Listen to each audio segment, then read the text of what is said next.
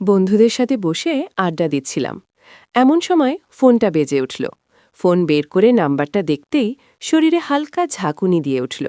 কাঁপা কাঁপা হাতে call receive করলাম। Hello. হ্যাঁ বল। কই তুমি? এই তো বন্ধুদের সাথে আড্ডা দিচ্ছি। কটা বাজে রাত? 11টা।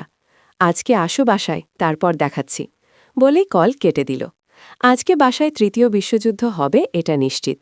এটা অবশ্য নতুন না, প্রায়ই এমন যুদ্ধ সামলাতে হয় আমার। আজকেও এর ব্যতিক্রম নেই। অফিস শেষ করে যে বন্ধুদের সাথে একটু আড্ডা দিব, সেই সুযোগটুকুও নেই, শুধুমাত্র এই বউয়ের জন্য। বিয়ে করে যেন নিজের পায়ে নিজেই কুড়াল মারলাম। আগে জানলে কখনোই বিয়ে করতাম না। কি বিন্দাস লাইফটাইম না ছিল আগে। আমি সবার কাছ থেকে বিদায় নিয়ে বাসার উদ্দেশ্যে রওনা দিলাম। বাসায় যাওয়ার আগে গেলাম ফুলের দোকানে। এটাই একমাত্র উপায় আছে বাঁচার। আমি ভালো দেখে ফুলগুলো নিতে লাগলাম। তারপর একটা রিকশায় উঠলাম বাসায় যাওয়ার জন্য। আসুন, যেতে যেতে বিস্তারিত কিছু বলি। আমি দিহান রহমান, একটা প্রাইভেট কোম্পানিতে জব করি। বাবা মায়ের একমাত্র ছেলে। পড়ালেখা এবং চাকরির সুবাদে শহরে আসা। আরিশা হচ্ছে আমার স্ত্রী। সে আমার সাথে রাজস্থানীতেই থাকে। বাবা মা গ্রামে থাকেন। ওনাদের নাকি ওখানেই ভালো লাগে। আর আমার খাওয়া দাওয়ার কষ্ট হবে বলে আরিশাকে আমার সাথেই থাকতে বলেছেন। আরিশার সাথে আমার বিয়েটা হয় অনেক কাহিনীর পর। আরিশা হচ্ছে আমার কাজিন ঋতুর ফ্রেন্ড। সেই সুবাবে তার সাথে দেখা, তারপর ভালো লাগা, আর তারপর দুই পরিবারকে জানিয়ে বিয়ে। ঘটনাটা ছিল ঋতুর জন্মদিনের দিন। আমরা সবাই ঠিক করি ঋতুকে বার্থডে সারপ্রাইজ দিব। আমরা সবাই টেক আনি সারপ্রাইজ দেওয়ার জন্য। সেই সাথে ঋতুর ফ্রেন্ডরাও আসে কেক নিয়ে, আর সেখানে আরিশাও থাকে। প্রথম দেখাতেই আমার ওকে ভালো লেগে যায়। কেক কাটা শেষে আমি ঋতুকে বললাম, কিরে, সারপ্রাইজ কেমন লাগলো? অনেক ভালো, থ্যাঙ্কস ভাইয়া। আচ্ছা, ওই মেয়েটার নাম কি? কোন মেয়েটা? আরে ওই যে শাড়ি পরে আছে। আরিশা। কিন্তু কিনো? ও কি তোর সাথেই পড়াশোনা করে? আমার ফ্রেন্ড তো আমার সাথেই পড়াশোনা করবে, তাই না? মেয়ে হিসেবে কেমন? তুমি এত কিছু কেন জিজ্ঞেস করছো? কাহিনী কি বলতো? আসলে আমার ওকে অনেক ভালো লেগেছে। ও কি প্রেমটেম করে? না, ও এসব প্রেমটেম পছন্দ করে না। আর আরেকটা কথাও অনেক ডেঞ্জারাস কিন্তু, তাই ভুলেও ওর কথা মাথায় নিও না। ডেঞ্জারাস মানে ওর রাগ অনেক বেশি, আর সেই সাথে অনেক বদমেজাজি। গ্রুপের সবাই তাকে ভয় পায়, তাই আর নিজের বিপদ ডেকে এনো না। বাহ, তাহলে তো ভালোই। আমার তো এমন মেয়ে পছন্দ। রাগী মানুষের মন অনেক ভালো থাকে। তুই প্লিজ একটু সেটিং করিয়ে দে। কি? না বাবা, আমি এসবে নেই, আমি পারবো না। যেই মেয়ে আমাকে গিলে খাবে। আহা, এমন করছিস কেন ঋতু? দেখ, আমি কিন্তু সিরিয়াস। তুই তো জানিস আমি কখনো এসব প্রেমটেম করিনি। এই প্রথম একটা মেয়েকে ভালো লেগেছে। একটু বুঝ। ওর যদি প্রেমটেম না পছন্দ, কোনো সমস্যা নেই। আমি প্রেম করতে চাইবও না। পড়াশোনা শেষ করে সোজা বিয়ে করব। আল্লাহ, এত আগে চলে গেছো। আগে তো দেখি ওকে রাজি করাতে পারি কিনা। সেটাই তো বলছি। দেখ, আজ না সবাই এখানে আছে, আমি সুযোগ বুঝে একা ওর সাথে কথা বলবো, ঠিক আছে?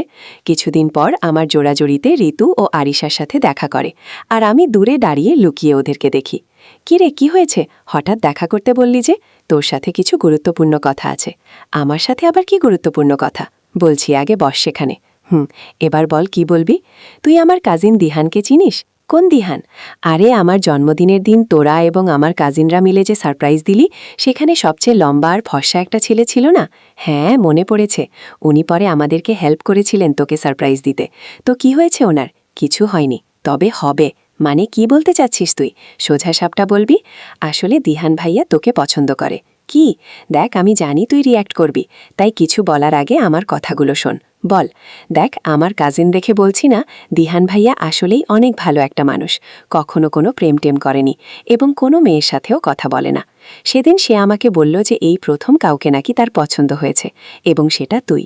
বুঝলাম, আমি বলছি না উনি খারাপ, কিন্তু তুই তো জানিস যে আমি এসব রিলেশন পছন্দ করি না, আর এখন এসব কিছুর ইচ্ছেও নেই।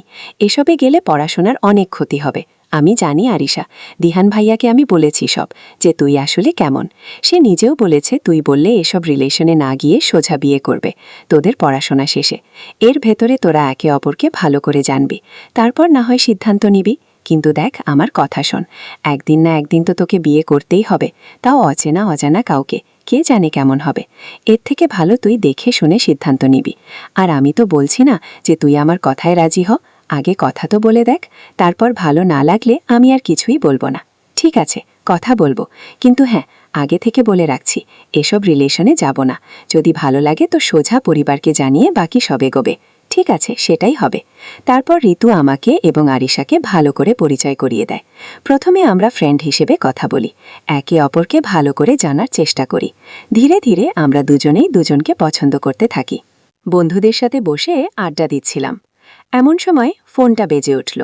ফোন বের করে নাম্বারটা দেখতেই শরীরে হালকা ঝাঁকুনি দিয়ে উঠল। কাঁপা কাঁপা হাতে কল রিসিভ করলাম। হ্যালো। হ্যাঁ বল, কই তুমি? এই তো বন্ধুদের সাথে আড্ডা দিচ্ছি। কটা বাজে রাত? 11টা। আজকে আসো বাসায়, তারপর দেখাচ্ছি, বলেই কল কেটে দিল। আজকে বাসায় তৃতীয় বিশ্বযুদ্ধ হবে এটা নিশ্চিত। এটা অবশ্য নতুন না, প্রায়ই এমন যুদ্ধ সামলাতে হয় আমার। আজকেও এর ব্যতিক্রম নেই। অফিস শেষ করে যে বন্ধুদের সাথে একটু আড্ডা দিব, সেই সুযোগটুকুও নেই, শুধুমাত্র এই বউয়ের জন্য। বিয়ে করে যেন নিজের পায়ে নিজেই কুড়াল মারলাম।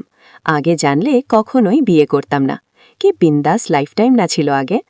আমি সবার কাছ থেকে বিদায় নিয়ে বাসার উদ্দেশ্যে রওনা দিলাম। বাসায় যাওয়ার আগে গেলাম ফুলের দোকানে। এটাই একমাত্র উপায় আছে বাঁচার। আমি ভালো দেখে ফুলগুলো নিতে লাগলাম। তারপর একটা রিকশায় উঠলাম বাসায় যাওয়ার জন্য। আসুন যেতে যেতে বিস্তারিত কিছু বলি। আমি তিহান রহমান, একটা প্রাইভেট কোম্পানিতে জব করি। বাবা মায়ের একমাত্র ছেলে, পড়ালেখা এবং চাকরির সুবাদে শহরে আসা। আরিশা হচ্ছে আমার স্ত্রী, সে আমার সাথে রাজস্থানীতেই থাকে। বাবা মা গ্রামে থাকেন। বাবা মা গ্রামে থাকেন, ওনাদের নাকি ওখানেই ভালো লাগে। আর আমার খাওয়া দাওয়ার কষ্ট হবে বলে আরিশাকে আমার সাথেই থাকতে বলেছেন। আরিশার সাথে আমার বিয়েটা হয় অনেক কাহিনীর পর। আরিশা হচ্ছে আমার কাজিন ঋতুর ফ্রেন্ড। সেই সুবাবে তার সাথে দেখা, তারপর ভালো লাগা, আর তারপর দুই পরিবারকে জানিয়ে বিয়ে। ঘটনাটা ছিল ঋতুর জন্মদিনের দিন। আমরা সবাই ঠিক করি ঋতুকে বার্থডে সারপ্রাইজ দিব। আমরা সবাই কেক আনি সারপ্রাইজ দেওয়ার জন্য। সেই সাথে ঋতুর ফ্রেন্ডরাও আসে কেক নিয়ে, আর সেখানে আরিশাও থাকে। প্রথম দেখাতেই আমার ওকে ভালো লেগে যায়। কেক কাটা শেষে আমি ঋতুকে বললাম, কিরে সারপ্রাইজ কেমন লাগলো? অনেক ভালো, থ্যাঙ্কস ভাইয়া। আচ্ছা ওই মেয়েটার নাম কি? কোন মেয়েটা? আরে ওই যে শাড়ি পরে আছে। আরিশা। কিন্তু কিনো? ও কি তোর সাথেই পড়াশোনা করে? আমার ফ্রেন্ড তো আমার সাথেই পড়াশোনা করবে, তাই না? মেয়ে হিসেবে কেমন? তুমি এত কিছু কেন জিজ্ঞেস করছো? কাহিনী কি বলতো? আসলে আমার ওকে অনেক ভালো লেগেছে। ও কি প্রেম টেম করে? না, ও এসব প্রেম টেম পছন্দ করে না। আর আরেকটা কথাও অনেক ডেঞ্জারাস কিন্তু, তাই ভুলেও ওর কথা মাথায় নিও না। ডেঞ্জারাস মানে ওর রাগ অনেক বেশি, আর সেই সাথে অনেক বদমেজাজি। গ্রুপের সবাই তাকে ভয় পায়, তাই আর নিজের বিপদ ডেকে এনো না। বাহ, তাহলে তো ভালোই। আমার তো এমন মেয়ে পছন্দ। রাগী মানুষের মন অনেক ভালো থাকে। তুই প্লিজ একটু সেটিং করিয়ে দে। কি? না বাবা, আমি এসবে নেই, আমি পারবো না। যেই মেয়ে আমাকে গিলে খাবে। আহা, এমন করছিস কেন ঋতু? দেখ আমি কিন্তু সিরিয়াস। তুই তো জানিস আমি কখনো এসব প্রেম টেম করিনি। এই প্রথম একটা মেয়েকে ভালো লেগেছে, একটু বুঝ। ওর যদি প্রেম টেম না পছন্দ কোনো সমস্যা নেই, আমি প্রেম করতে চাইবও না। পড়াশোনা শেষ করে সোজা বিয়ে করব। আল্লাহ, এত আগে চলে গেছো, আগে তো দেখি ওকে রাজি করাতে পারি কিনা। সেটাই তো বলছি। দেখ আজ না সবাই এখানে আছে, আমি সুযোগ বুঝে একা ওর সাথে কথা বলবো, ঠিক আছে? কিছুদিন পর আমার জোড়াজড়িতে ঋতু ও আরিশার সাথে দেখা করে, আর আমি দূরে দাঁড়িয়ে লুকিয়ে ওদেরকে দেখি।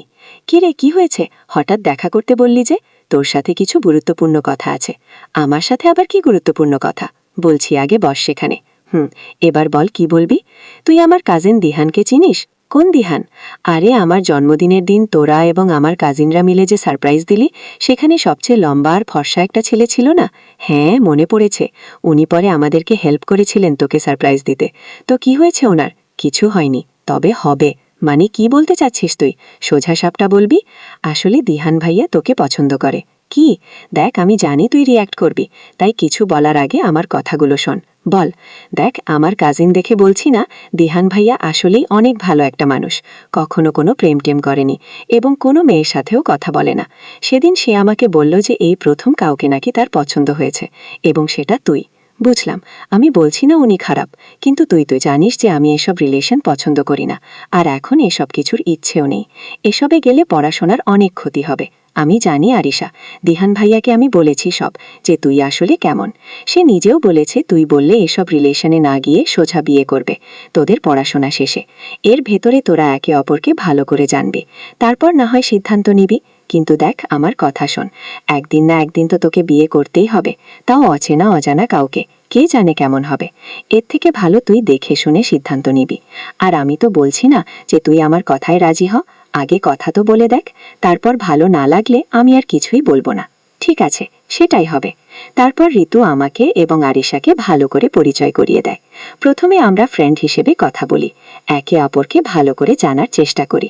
ধীরে ধীরে আমরা দুজনেই দুজনকে পছন্দ করতে থাকি। বন্ধুদের সাথে বসে আড্ডা দিচ্ছিলাম, এমন সময় ফোনটা বেজে উঠল। ফোন বের করে নাম্বারটা দেখতে শরীরে হালকা ঝাঁকুনি দিয়ে উঠল। কাঁপা কাঁপা হাতে কল রিসিভ করলাম। হ্যালো, হ্যাঁ বল, কই তুমি? এই তো বন্ধুদের সাথে আড্ডা দিচ্ছি। কটা বাজে রাত? 11টা। আজকে আসো বাসায়, তারপর দেখাচ্ছি, বলেই কল কেটে দিল। আজকে বাসায় তৃতীয় বিশ্বযুদ্ধ হবে এটা নিশ্চিত। এটা অবশ্য নতুন না, প্রায়ই এমন যুদ্ধ সামলাতে হয় আমার। আজকেও এর ব্যতিক্রম নেই।